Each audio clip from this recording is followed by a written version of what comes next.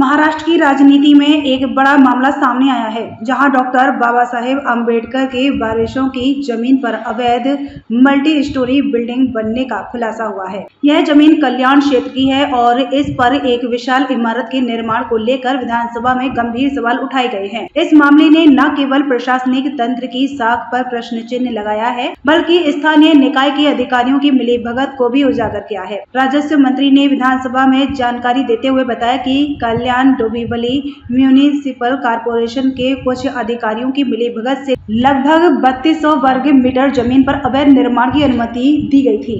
यह जमीन डॉक्टर बाबा साहेब अम्बेडकर के वंशज यशवंत भीमराव अम्बेडकर के नाम पर दर्ज थी। हालांकि अब यह प्रकाश अम्बेडकर और अन्य संबंधित व्यक्तियों के नाम भी दर्ज है। इस भूमि पर कुल 72 फ्लैट और 8 दुकानों के निर्माण की अनुमति मिली थी, जो पूरी तरह से अवैध और नियमों के खिलाफ था। यह इमारत निर्माण की प्रक्रिया तब तक जारी रहेगी जब तक इसे ध्वस्त नहीं कर दिया गया। इस मामले ने विधानसभा में विधायकों के बीच भी चर्चा छेड़ दी। असलम शेख, विजय वडेट्टीवार, नाना पटोले और विश्वजीत कदम जैसे नेताओं ने इस मुद्दे को गंभीरता से उठाया और केडीएमसी के अधिकारियों की मिलीभगत पर सवाल खड़े किए।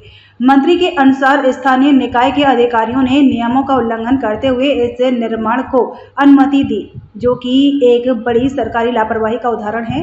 उन्होंने कहा कि जांच जारी है और दोषियों के खिलाफ कड़ी कार्यवाही की जाएगी। हालांकि यह सवाल अभी भी बना हुआ है कि इतने बड़े पैमाने पर अवैध निर्माण कब और कैसे हो सका, जबकि संबंधित विभागों को इसके बारे में पहले से जानकारी मिलनी चाहिए थी। यह मामला उस समय और भी ज्यादा गंभीर हो जाता है जब यह ध्यान में आता है कि यह जमीन सामाजिक न्याय के प्रतीक डॉक्टर बाबा साहेब अम्बेडकर के परिवार से जुड़ी है। इस प्रकार की अनियमितताएं उनके नाम और उनके द्वारा शुरू किए गए अधिकारों के महत्व को कमजोर कर सकती है। समाज के कमजोर वर्गों के लिए लड़ाई लड़ने वाले अम्बेडकर परिवार के नाम पर ही अवैध निर्माण की अनुमति मिलना एक बड़े नैतिक संकट की ओर इशारा करता है। विधानसभा में उठे सवालों ने प्रशासन की जवाबदेही पर भी प्रश्न खड़े किए हैं। ऐसे में यह देखना होगा कि राज्य सरकार इस मामले में क्या ठोस कदम उठाती है।